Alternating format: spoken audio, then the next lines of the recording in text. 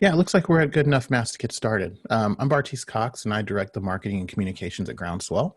And you are in the right place. This is our third webinar of our series on energy futures. And I'm going to hand it off to Michelle Moore, our CEO. Hope you're on mute, Michelle. Rookie error, y'all. Sorry about that. Good afternoon, everybody. And thank you very much, Bartice. And thank you, Bracken, and everyone who's here with us today. We're grateful that you're joining us for another Energy Futures webinar over the lunch hour here on the East Coast. And we're looking forward to a lovely discussion today. I feel very blessed to have been able to have worked with Bracken at Low these past 2 decades. And grateful that he's here with us today to really talk about the work that he's doing now, but how it's been a journey from policy into practice, you know, from being one of the leaders for many years now, you know, advancing the frontier of clean energy and climate policy, integrating equity and justice into the center of those goals, and now building many of the projects, both in DC and other parts of the country, that are really exemplifying how those policies can be put to work. And one of the things that I've drawn inspiration from Bracken's work, you know, has just been how much grit and creativity it takes to get this stuff done. So I hope that you all will enjoy this today too. Looking forward to your questions. And to that point, as I pass the mic over to Bracken here, we're happy to take questions during the presentation. So as questions pop to mind, just use the chat to queue up your questions. We'll go to questions from the chat first. And then once Bracken's initial presentation and talk is over, you'll also be able to raise your hand using the function in Zoom. And Bartice will call on you and put you on the video and put you on the spot to ask your question yourself.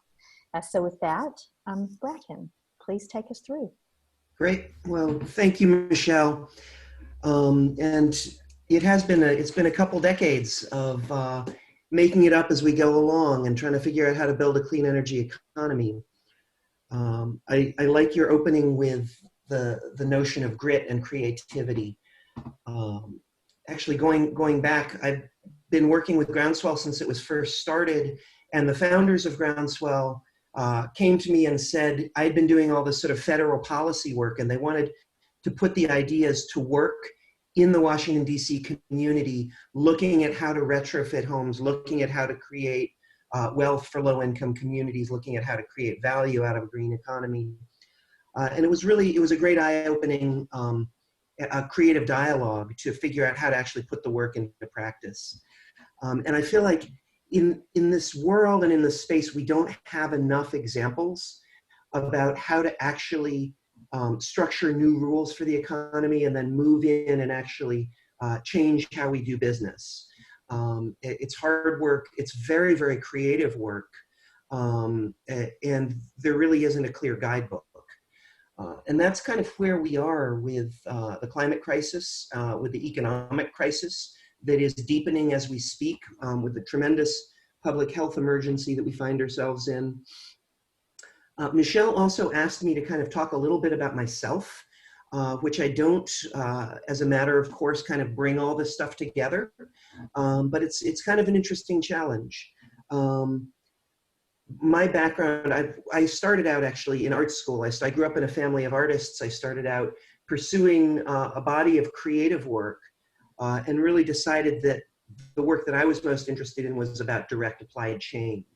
I also grew up in a family of pacifists, Quaker family, and very much engaging with the notion of creative nonviolence and how do we actually build a better future and how do we live our values.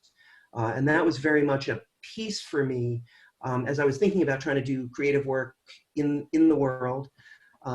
Really, I became very interested in environmental issues and environmental justice in particular, as a way of making connections between people, breaking down barriers, building bridges. We all breathe the same air, drink the same water.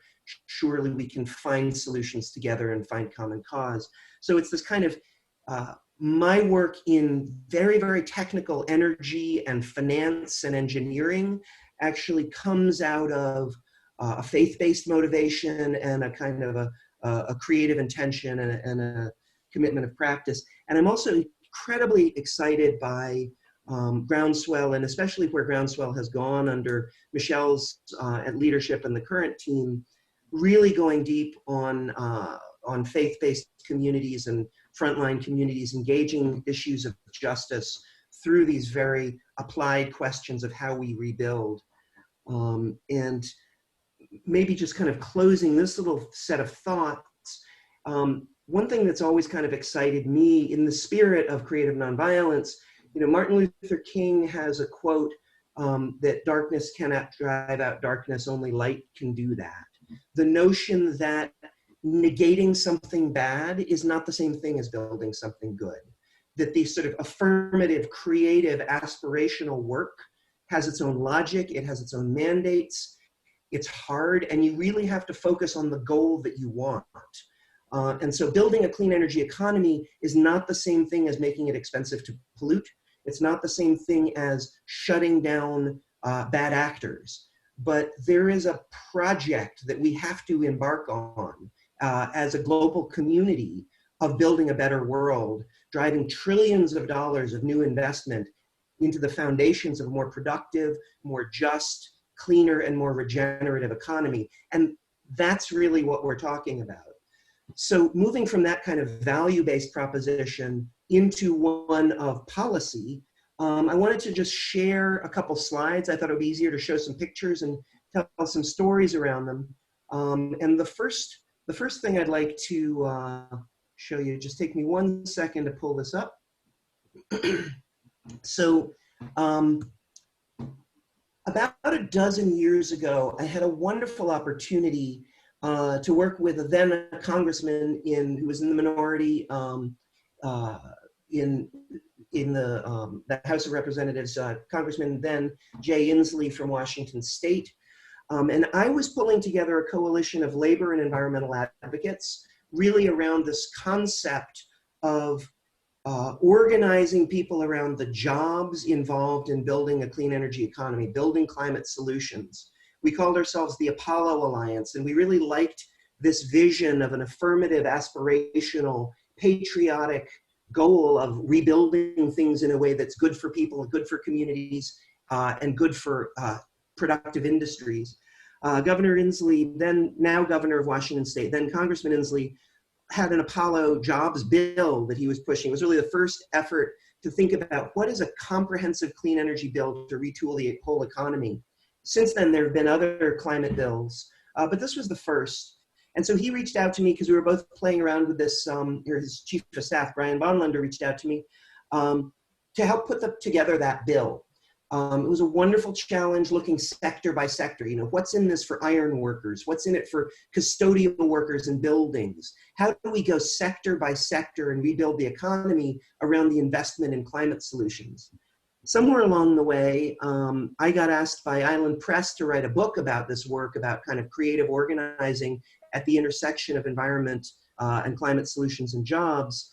And Jay and I were talking, and we realized we kind of had the same outline for a book in our heads. And I was a little scared to take on the project myself, and he was a sitting congressman, so it seemed like a great partnership. So we wrote a book, we did a speaking tour, and in that book we tried to tell this story. You know, in the economy, what does it take to rebuild every building, to rethink our entire utility grid infrastructure for electricity, reinvent the automotive industry?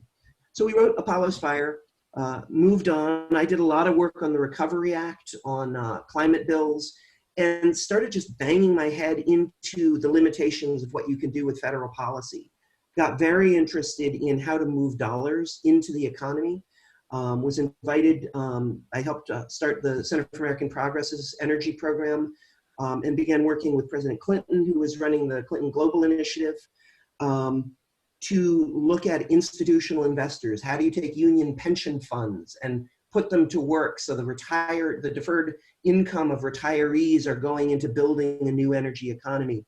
Again, this very creative enterprise about rebuilding things. And along the way, you'll see, I'll jump in a later slide and tell you a little bit about this company I built along the way called Urban Ingenuity.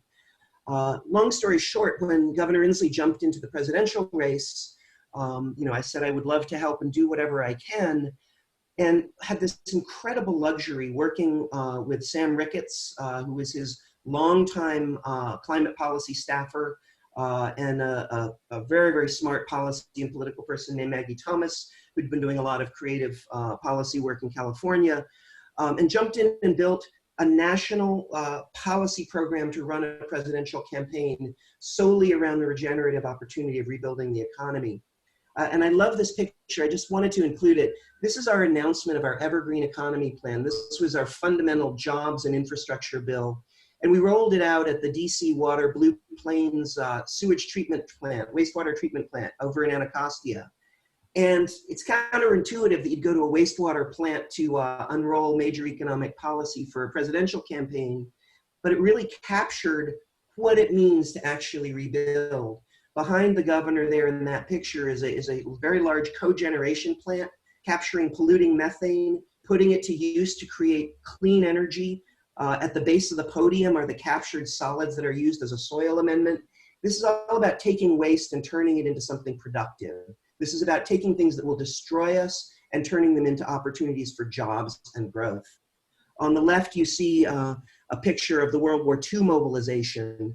And really, as we animated a national policy, what we need today is on the scale and the scope of what we did in World War II, building an entirely new economy, entirely new industries. It's going to take trillions of dollars of new investment, very high standards, and it's grounded in justice and inclusion.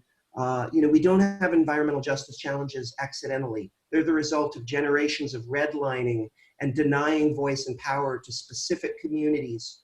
But the trillions of dollars in investment that can come as we move away from fossil fuels can be a powerful driver to rebuild, reinvest, and really kind of empower people's lives. So moving from this big federal plane, I got very interested in like the nuts and bolts of how do you do it. It's great to talk about green jobs and all of these lofty goals, but they're empty promises if you're just promising something that never comes or that you can't deliver on. So it really felt like a moral challenge to figure out how do you actually put these dollars to work? How do you do the blocking and tackling of rewiring cities and buildings and energy systems? And so I got to work in Washington, D.C. with the team at Urban Ingenuity with my co-founder, Ian Fisher, a really great team. And in the District of Columbia, we have this wonderful leadership. Mayor Bowser has committed to 100% renewable energy commitment by 2032. You're seeing this happen state by state around the country, and pledging to be carbon neutral on the timeline that is mandated globally.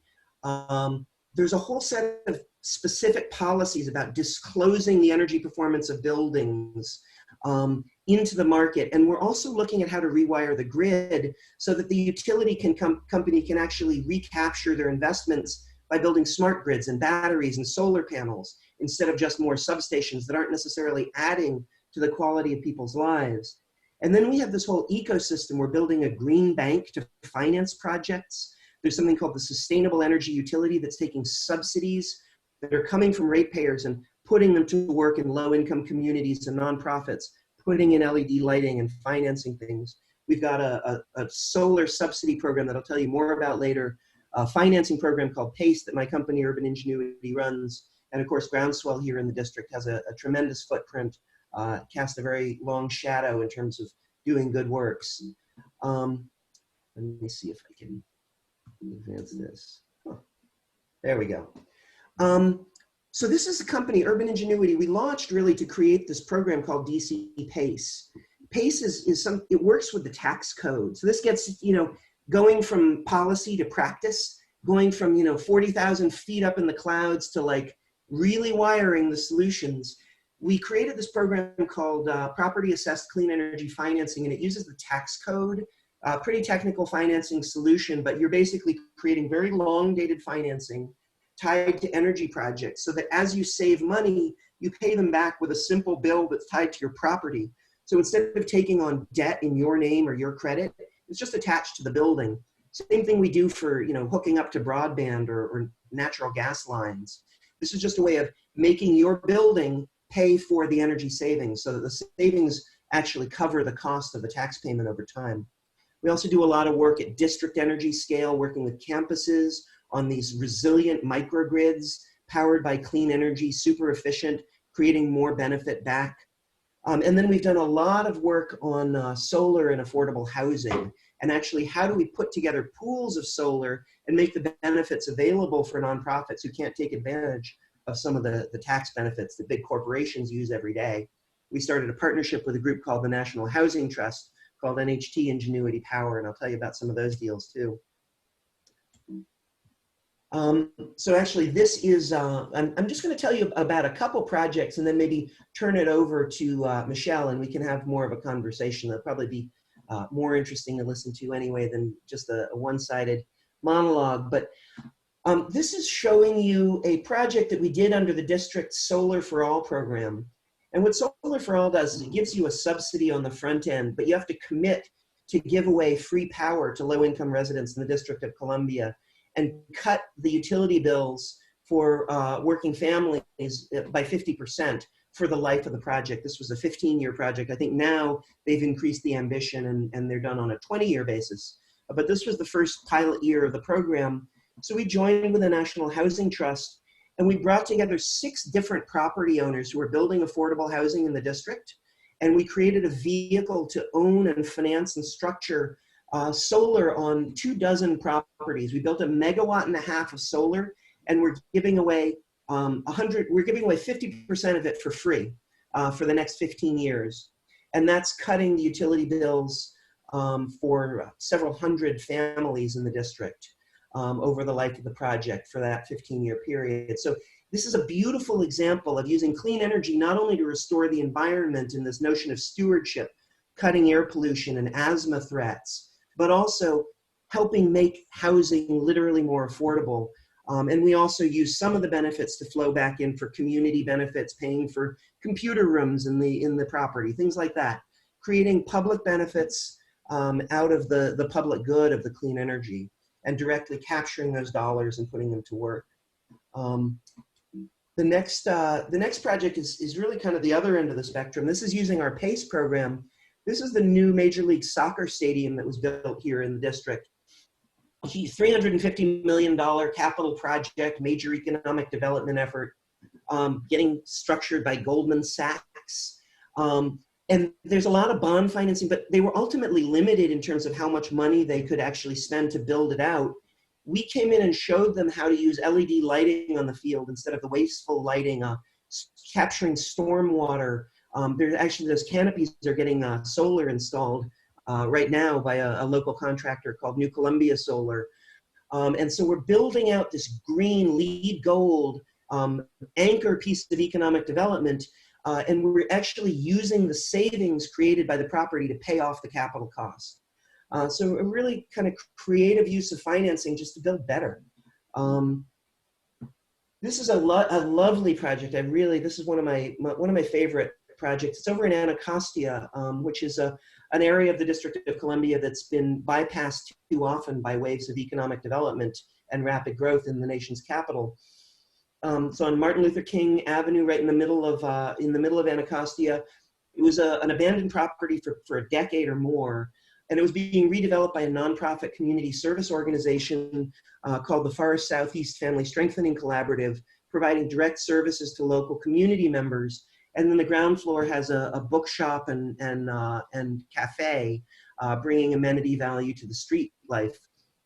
And they were $2 million short on a bond financing issue. So literally what they had to do was go and squeeze out $2 million out of a $14 million budget. And that meant putting in a cheaper, worse boiler, single pane windows instead of triple glazed, getting rid of the green roof, less insulation, all the things that you'd want to do to green the property were landing on the cutting room floor just to save a couple $1 million on this larger capital project. So again, we used the PACE financing to let the savings and operating costs pay for the capital budget that wasn't there. So again, it's just showing that if you can actually capture these benefits, you can really think holistically, and it created a better space for those families. It created more good green jobs in the community and better outcomes from a health perspective. We've been working with Gallaudet University now for a couple of years. I'm not going to make any kind of announcements about where we're landing on this, because it's an ongoing project. But what we're doing here is we're helping the nation's oldest institution of higher learning serving the deaf community and hard of hearing community. Was actually created, it was chartered under Abraham Lincoln, I believe. It's this wonderful beacon and sort of iconic institution in the community. And we're looking holistically at their physical plant, how they can bring in solar, potentially other energy systems to generate more value and create new cash flows back to the property with resilience and battery storage, potentially cogeneration and other technologies. But again, it's an example of how if you think holistically, you can generate new cash flows and you can frankly do more good in the world. And then this last project is one that we're working on together with Groundswell, and we're really excited about this. It's taking that first property that I showed you, the bundled Solar for All deal that we did for the National Housing Trust. This is also being done with the National Housing Trust at a property called Rhode Island Row in the district. It's a mixed income. There's a core group of the properties are income eligible, limited, but in a kind of a mixed transit-oriented development. You can see it's right at the Rhode Island Row metro station. So it's transit-oriented development, at easy access to transportation, integrating affordable housing and workforce market rate housing and retail. And what we're doing is, you can see on the bottom, we're building out canopies of solar on top of these parking garages and taking all the south-facing sloped roofs. We're getting about 1 megawatt of power on there. And we're taking the same model of what we did under Solar for All, but using what Groundswell's put together with their shared power, empowered customer model. We're actually using these market rate customers, so folks who can afford to pay pretty much the same thing they pay Pepco, a portion of their energy bill from when they buy the solar electrons is actually going to subsidize free power that's flowing out to low-income working families. Some of them are their direct neighbors in the building, and some are more broadly scattered around the community using Groundswell's platform. So we are in the process of developing out this community solar program at Rhode Island Row, really pushing the sort of the what's possible using markets. We're not waiting for federal policy. We're not waiting for a climate bill. We're using the tools that we have in an enlightened city with an enlightened mayor. Tremendous, I should really give a tip of the hat to Tommy Wells, the Director of Energy and Environment for the district. Really, really visionary in terms of understanding what you can do in a city to build community power, create social justice, heal the fabric of the local environment, and really just help build a better world, one project at a time, one building at a time, one solar panel at a time. It doesn't let us off the hook for doing the big national stuff, but it's exciting to, and I believe I just kicked back the screen to you. I don't know if I think I just gave it up, Bartiz or Michelle. You should make sure I. You're right on point. Perfect. Yeah, you're good. So that's a little bit of moving my own life from policy to practice and trying to actually walk the walk and let my life speak, as the Quakers like to say, and that's what Groundswell is doing. That's why we need a movement. So there you have it. Happy to jump into conversation. Great. Thank you so much for that, Bracken. Thank you for sharing, and thank you for sharing your personal journey and where you come at this from a faith perspective, from a values perspective, and just your own personal evolution too. I love the quote, "Let my life speak." I will start us off with a couple of questions here, and just invite anyone to put your questions in the chat or to raise your hand using the function in Zoom, and Bartiz will call on you. Either one works for us. It can be a little spooky to suddenly wow, you're on screen for everybody with the raise your hand function, but either works, and we'd love to see you too. So a couple of questions that I had, especially something you said, Bracken, about the work being the the combination of the creative intention and a values basis towards the outcomes that you that you envision. Sometimes when you put ideas into practice, you also learn what was a great idea, but just totally doesn't work from a practical perspective. And those are some of the most important things that we can take away from, from these demonstrations as well. When you reflect on the projects, on this extraordinary diversity of projects that you guys are creating, and the work that you've done over the past couple of decades, what are some of the times you kind of stubbed your toe, and have some lessons learned to share from that too? Yeah, I mean, this stuff is hard, right? It is definitely taking a risk to step out and figure out how to do projects and do them differently, right? The nature of energy markets, real estate markets, capital markets, they reward people who do stuff that's proven. There's a lot of people who want to do the second good idea, and a lot smaller pool who are willing to do it the first time. We have a wonderful project we did. It's a very small example. It wasn't really stubbing our toe, but it's the kind of thing you have to be ready for.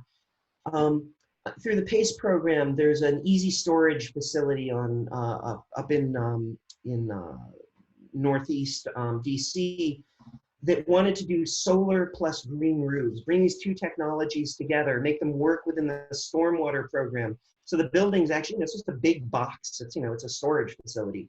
But they wanted to do good, and they wanted to make a little income off their property. So they wanted to use the green roofs to ballast the solar, stabilize it. It's a technology, it's done a lot in Europe. It had never been done here. We knew it could be done. We had some contractors wanted to try it. We had to walk through the stormwater program and get them credits that helped the economics. But it took a while to work through the mechanics. We were all educating each other at the technical level, the policy level. Department of Energy and Environment Water Program was working with the solar folks. Took us a little longer. It cost a little bit more. It's still paying them money. They were willing to do it and step forward. Same thing when we created PACE. PACE, because it's a tax bill, taxes get paid before mortgages. There's a lot of complicated things if you're putting a tax assessment on the property and how that relates to the mortgage. And no one was quite sure it was going to work. And we were building this whole program. We were building a business around it. And we actually didn't know if it was actually going to fly. And either we're foolhardy or lucky or combination. But we kind of jumped in, and we had to just kind of keep pushing and learning from the market, figuring out who the customers were who could benefit, how the policy worked. And I think our team was motivated by actually driving change. And so, we needed to have that kind of triple bottom line where we're moving social justice and environmental performance and economic performance at the same time. So, our feeling was if we just demonstrated it, that would be sufficient. But now, we're pushing, I think, about $50 million of PACE deals we've done. We've done about $100 million of clean energy projects with various partners. So, you see it federally too with, the Recovery Act, and I could dig into some of those stories as well that as well as I do, Michelle. So, and I'm not hearing you. We could share some bruises on that one. Yes, yeah. We've got a couple of questions coming in from folks on the chat as well, and I want to flag a couple of those and maybe bring a perspective to it as well. One is very specific from Mike Howard from Rock of Faith CDC in Columbus, Ohio. They have 100 acres, 60% occupied in pre-development study, and they need some support. So it would be great if you could share some ideas about that, and maybe we can connect you and Mike following the webinar. And then Sam, and I'll connect this to a question from Alicia as well. It is really about how we build a bigger, broader movement for clean energy, especially given all the things that we can do with municipal investment and creative financing. And, you touched on this a little bit too, Bracken, that just DC is so forward leaning. It's such an extraordinary example of an innovation environment, and the policies that have been put in place. It's a very forgiving, to experiment and innovate here. So how can we use this connection between policy and practice to build out a movement? And then how might you be able to use what you guys are innovating here in the district, to help Mike and the community that he's serving in Ohio as well? Right. No, these are great, and it's a nice pair of questions. Let me start with Mike's and the very practical one first, because I think it illustrates something that philosophically Groundswell and Urban Ingenuity do as kind of part of our core practice. And I actually draw a lot of inspiration from the community development world and from the multiple decades of experience in the affordable housing world. I think there's been a long development of a practice around taking very small pieces of benefits that are spread around in a way that like the big corporate players aren't interested in. They're just too hard work to stitch them all together, but it's still good stuff. And so you have these nonprofit affordable housers, community development financial institutions who go and do the careful knitting at the local level and actually help people because there's a reason to do it and there's a financial logic to it too. So there's this public benefit, and I think CDCs and these kind of community development organizations get that. And I think green, the kind of green development we're talking about, is just the next extension of that. So what you're talking about having, undeveloped, a couple 100 acres of land, I mean, that's the kind of stuff we're working with. These various projects that I just showed you are properties that realize, hey, I'm not doing anything with my roof. Let's put it to work. Let's generate some income. This can be an asset in our portfolio. So hats off to you, Mike, for kind of thinking of these undeveloped resources as a way to kind of channel back in. We'd love to be helpful along with Groundswell. Certainly reach out through this channel, and would love to follow up with you or anyone on the call to help think through these opportunities. It does also get to the second question about Sam's question about broader movement building. I came at this originally coming from the labor movement. I had been working, I was an urban planner by training, which is kind of how I brought the design sensibility together with this place-based thinking through urban planning and how you rebuild communities. Worked with Vice President Gore in the White House for a while, and then there was no opportunity to work in a Gore administration. So I went and was working with the labor movement, thinking about this whole network of economic development to build good jobs and stable, sustainable family supporting wages.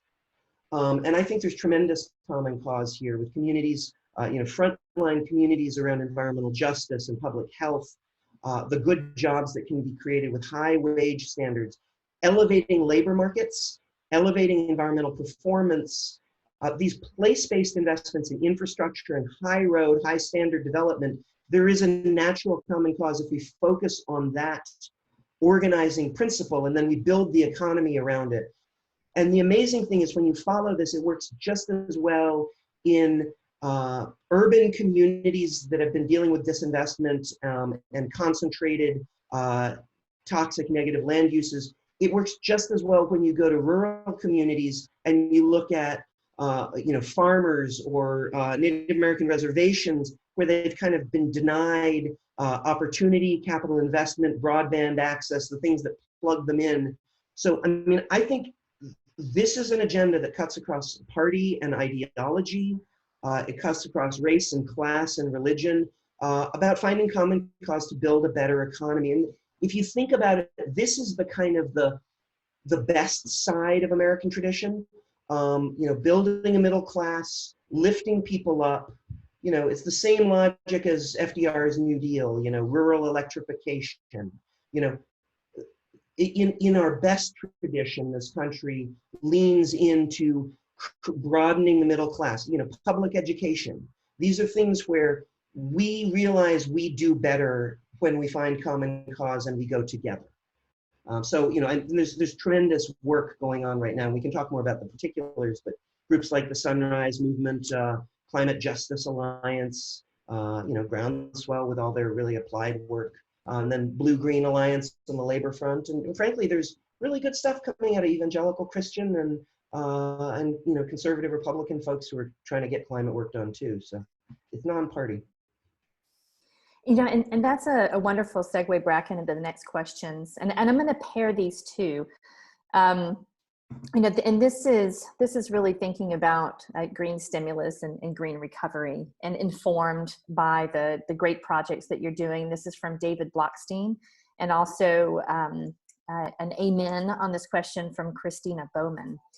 And that's, putting your policy hat back on, reflecting on the experience, of advancing these place-based solutions. And I really, like what you flagged about the importance of finding common values and going together towards these futures, which is very much, part and parcel of the themes, at the heart of this Energy Future series that we're doing as well. And considering the current pandemic and how disproportionately it's impacting vulnerable groups, what federal policies would you want to see advanced and to support a green recovery?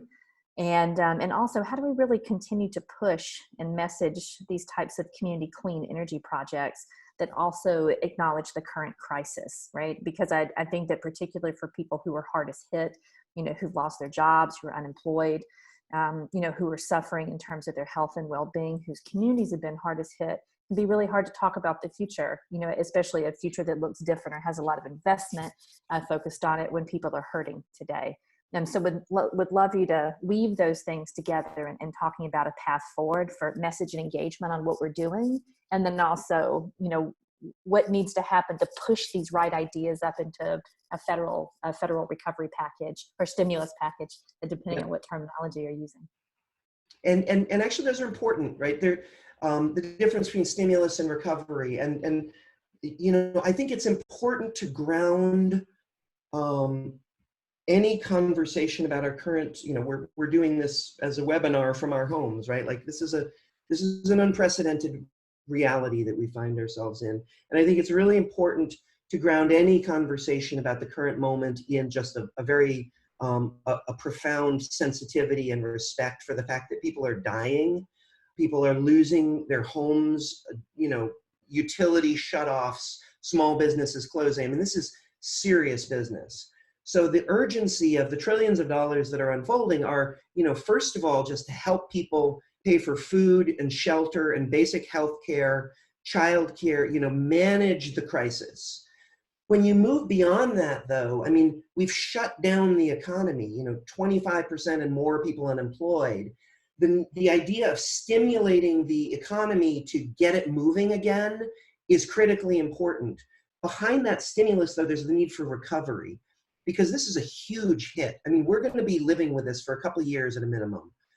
So the notion of the long slog of rebuilding to reestablish these small businesses that are, they may not be there when people start, moving out back into the community. There's a lot of rebuilding to do. So understanding that sort of temporal mandate from the stopping the bleeding to really getting our strength back so we can thrive again, like that's the trajectory we need.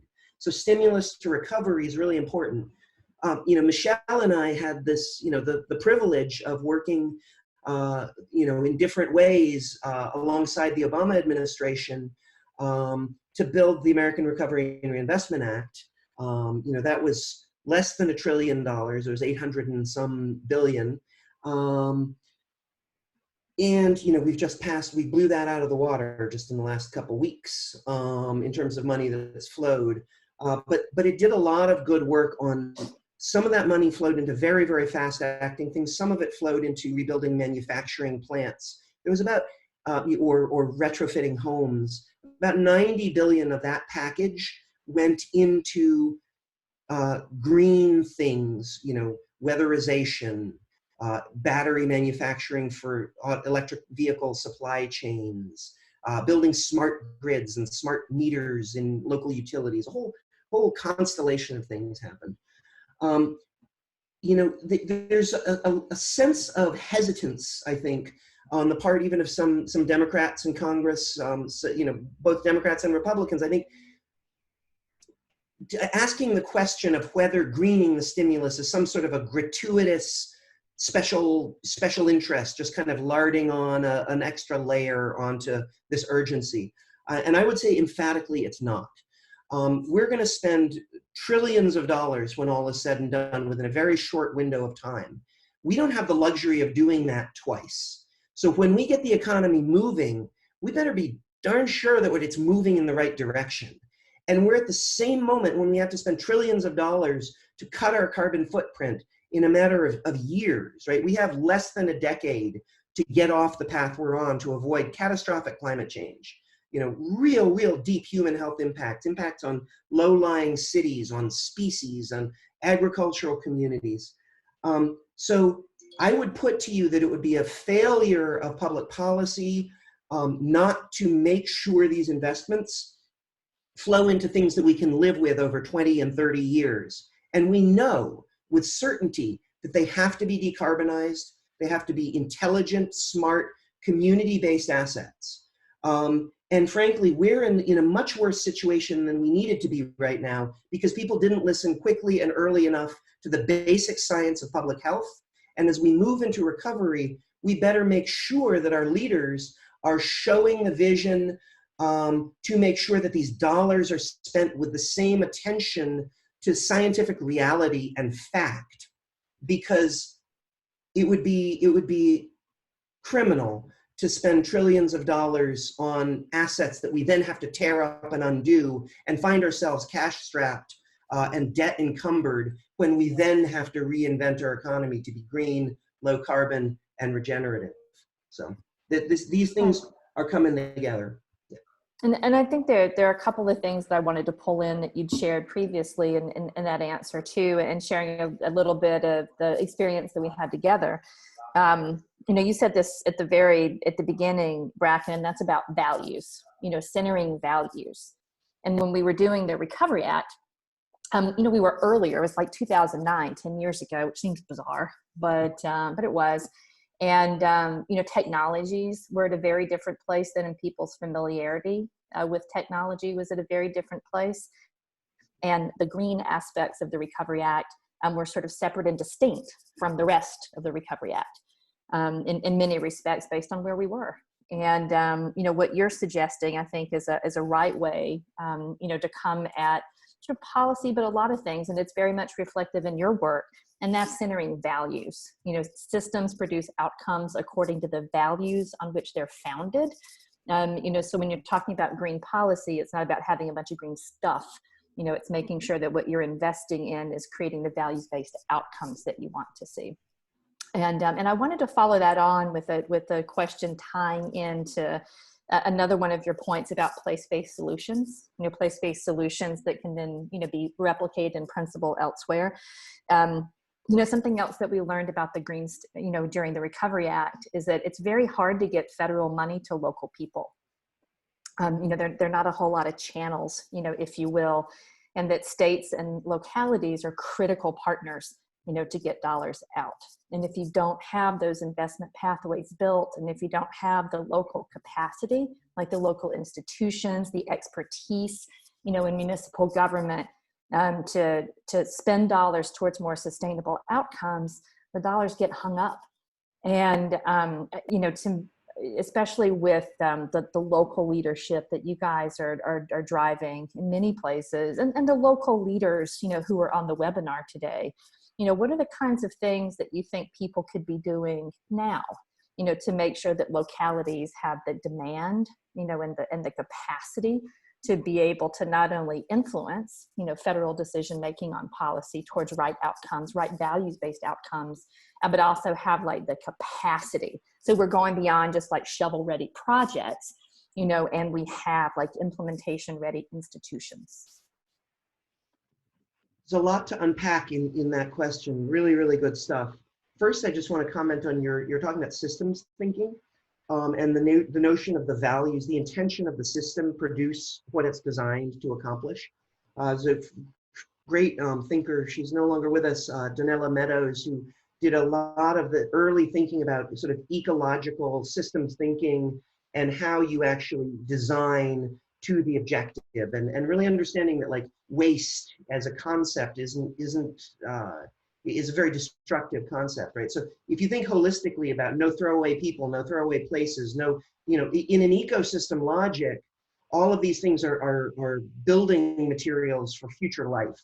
So I think if you take that kind of an ecological framework and apply it to the design of policy, economic models, businesses, local ecosystems of both policy and business, it's really informative.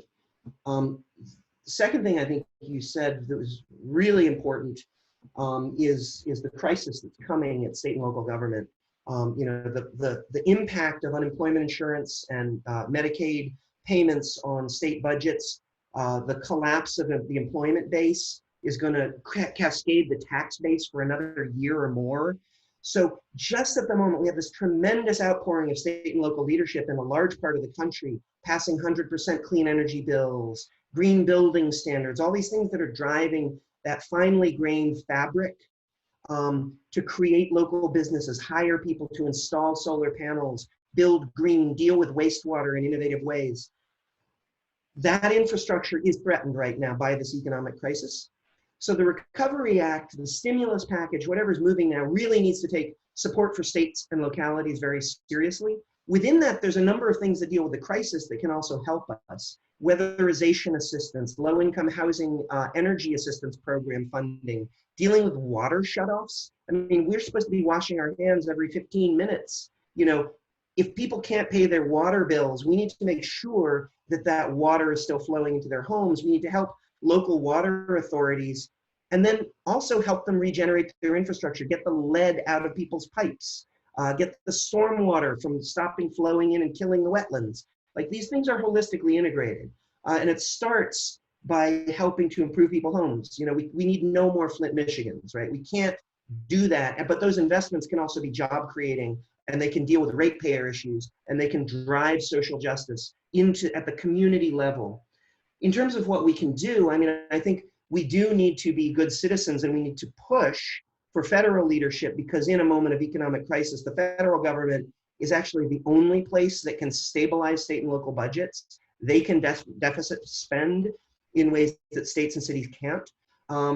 But we can also do a lot in our own community. What you do, Michelle, that with the empowered customers, this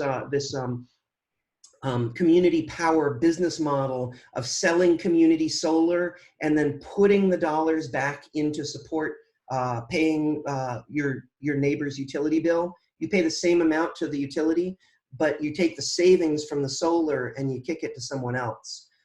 These types, you know, then that's purely market-based, right? You're a nonprofit, but you're just going in and doing it. So if we think creatively, you know, the folks in Ohio who are asking, how can I put my vacant land to work? Like, we've all got something. So, you know, it's on us to figure out what that is. What are our skills, our tools, our resources, and how do we put them to work? Because we're in a crisis. That's a helpful perspective, and I think a helpful perspective too, to, you know, encourage people to think about, you know, what do they have to share, you know, and what do they have to contribute? Because I know even for, you know, for myself personally, just as a regular everyday, apart from having to work in this policy terrain for quite a while, the scale of the challenges and the compounding challenges can kind of make anything that you do feel a little bit like small ball, you know, on a given day. But your perspective is just really encouraging people about the power of local action and individual action, and that there's a lot that we can do, you know, not only among our neighbors. One of the gentlemen on the call today shared that as an individual that he's purchasing solar power and has encouraged his neighbors and his friends to as well, and have encouraged them to move. So that is a powerful and important action. And all of those things that we do, you know, really do add up. It's not just a nicety, you know, to say that, but it's building system change and building change that challenges the system to deliver different outcomes, you know, for the places that we live. I want to come back to like one other kind of agenda item, and sort of getting a little bit specific and maybe drilling down. And you suggested some things like the weatherization assistance program. But if you were to give folks a to-do list, you know, based on your experience and based on your practice, you know, based on the projects that you're doing today, you know, could you share, and I'm sorry, this is a little bit putting you on the spot, one thing, you know, you can do as a kind of a citizen and someone who's participating in local markets, you know, one thing that you can do, you know, from a municipal perspective, one thing you can do from a state perspective. And because the federal government's got to carry a whole lot of water for folks in this, given their ability to deficit spend, let's say two things, you know, that the federal government should absolutely do. And then Bracken, as you're answering, as we think about a wrap up, if anybody has any closing questions they'd like to pose, please use the chat or the Q&A function, and we'll come to those before we wrap up here at the top of the hour. Sure. So, and I like this question because it, you know, there is a kind of a nesting of scale, right? Where there's me as an individual, and then there's my physical community and the municipal level, and then there's a sort of, I live in a state and a region, and then there's a national work, and of course we're all kind of on this planet together, so there's a global scale as well. And let me just offer one comment about the fact that the difficulty of this work. When I was doing federal work, it's very exciting. Sometimes you're moving national policy, talk to the president, that's great. But you're so far disconnected from the ground.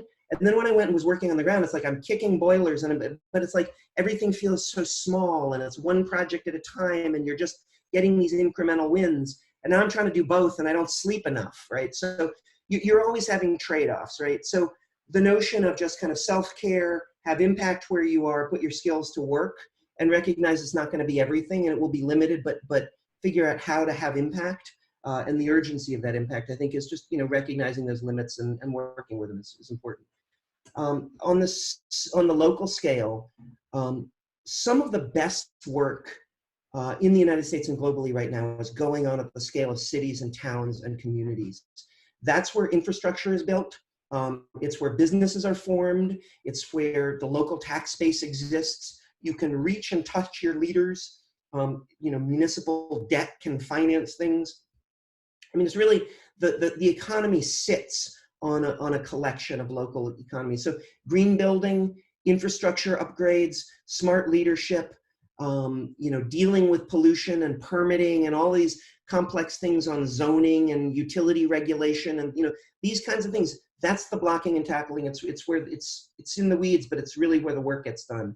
So can't celebrate local work enough. State levels are really where we kind of come together. There's a lot of leadership. I forget if it was Lafayette or who it was, but who referred to the states as laboratories of invention in the federal system. It's where the best innovation can happen. And right now we have these 100% clean energy bills in the District of Columbia, and I think over 10 states now, pushing a dozen. They're committing to build all of their power will be from 100% renewable energy in a matter of 10 years or various timelines. But like putting the federal government aside, states are already moving. So I would say 100% clean programs, fuel standards. Look at what's happening in California with fuel economy, with electrification of vehicles. You're seeing carbon markets in a lot of parts of the country. So you can really do a lot with visionary state leadership. I work closely with Governor Inslee in Washington State, and he's really trying to showcase how a high road state creates better businesses, a better tax base, and a better quality of life for people.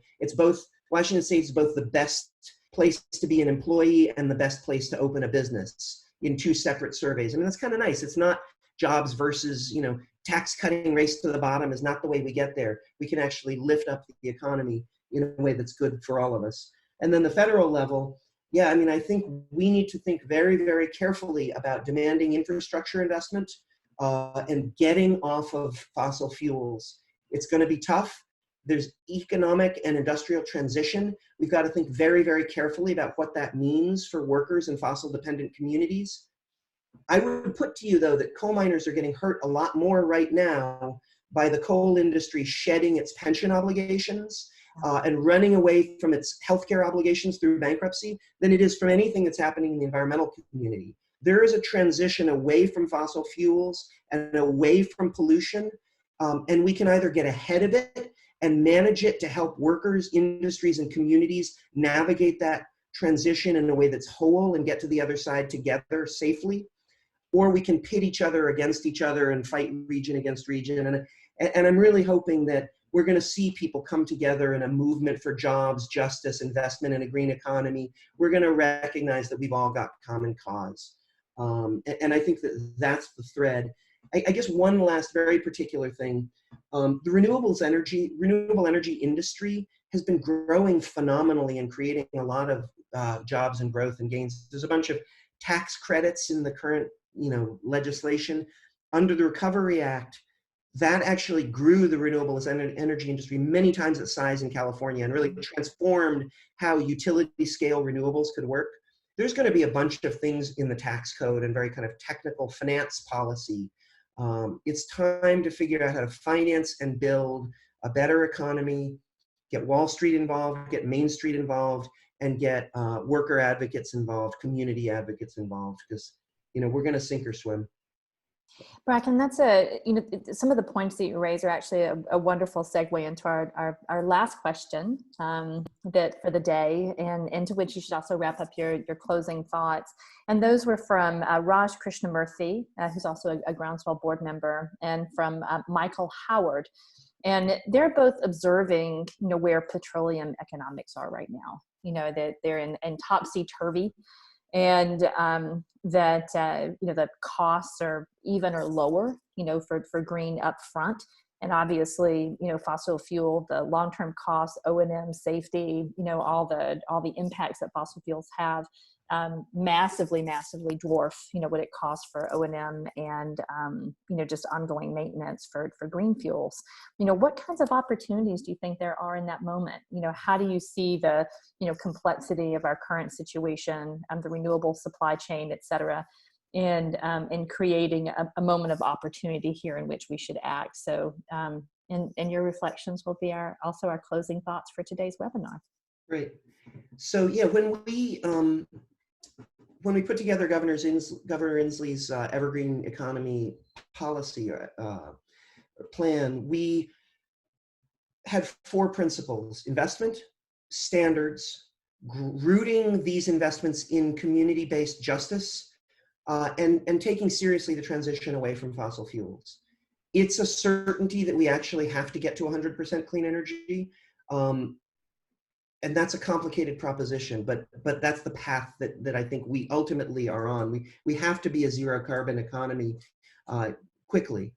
I mean, the oil markets, it's crazy what happened, right? The price was actually negative for oil commodities for a little while, a week or so ago, because you actually have to pay to store it in a tanker because they don't want to stop the pumps from pulling the oil out of the ground. Change is happening. There's a lot of movement in frontline communities around thinking about organizing and addressing fossil fuels. I think that the way that there's going to be a lot of impact around the issue of subsidies, and especially as we're dealing with this recovery and the stimulus package, we need to have accountability for how we make our next round of investments. We should be investing in green banking. We should be strengthening, supporting any worker or industry that's in trouble, and that includes oil industry workers. But we shouldn't be bailing out oil industry executives. The money should not go for golden parachutes and, you know, stock buybacks and all of these kind of financial games. It needs to go to the communities and the workers that have been, frankly, powering generations of prosperity in America through our industrial revolution, which was all powered by fossil fuel industries. So we need to honor those workers. We need to support them in transition. But, you know, when we ended World War II, we had a GI Bill that was serious, right? We paid for home loans. We paid for, you know, educational loans. We got people stabilized. And those, frankly, those benefits were not equally distributed. You had redlining. You had entire communities and demographic groups in our global, you know, our national community that were excluded. But that's why we need to think about this as an investment in the future. And we know that what that future looks like. It's powered on smart, technologically enabled, incredibly clean energy, grounded in local infrastructure that creates good, high-skilled jobs at decent wages with family supporting benefits. And there's a pretty clear policy agenda that flows from that if we're serious about it. And this goes back to where we opened, which was, you know, Martin Luther King's words, you know, darkness doesn't drive out darkness, only light can do that. You know, what do we want? We want a better economy for everyone. Let's focus on how to build it. Let's not focus on what we're killing and stopping. Let's focus on building the next thing and bringing everyone along. And I think with that rhetoric, you can have a pretty different conversation in, you know, in a resource extractive community, whether it's, you know, West Virginia and Kentucky or up in the Dakotas or, you know, places, Montana, places where folks are really leaning on the current fossil fuel economy. But I think you can see it on the ground. It's pretty clear that there are thriving, vibrant robust communities with a diverse economy, and they're doing pretty well with smart green economic investments that help people. So thank you, Michelle, for your leadership. I'm really so excited by Groundswell and by your community solar work, and really excited to partner with you and Bartiz and the whole team. Thank you so much, Bracken, and thank you for everyone who's been here with us today. We really appreciate the thoughts and the experiences and the personal perspectives you've shared. And thank you, everyone, for the wonderful questions and for the gift of your time this afternoon as well. You'll be getting a little thank you note from us on Monday for joining us today, and we'll make sure that we include in that links, to some of the resources and some of the policy agendas that Bracken has shared. And to the gentleman from Ohio, we'll make sure that we connect you guys directly to, so that you can get your project-specific questions answered as well. And I'll type thank you to everyone here in correct English without terrible misspellings. And with that, we'll look forward to seeing those of you can join us next Thursday at noon, when we'll be here with Chandra Farley of Partnership for Southern Equity, and Unica Rogers-Sipp, the founder of the Destination Design School, creator of Digging Du Bois, and a distinguished fellow with Groundswell and Community Building. We'll be talking about the Afro-future of resilience. Thank you, everyone.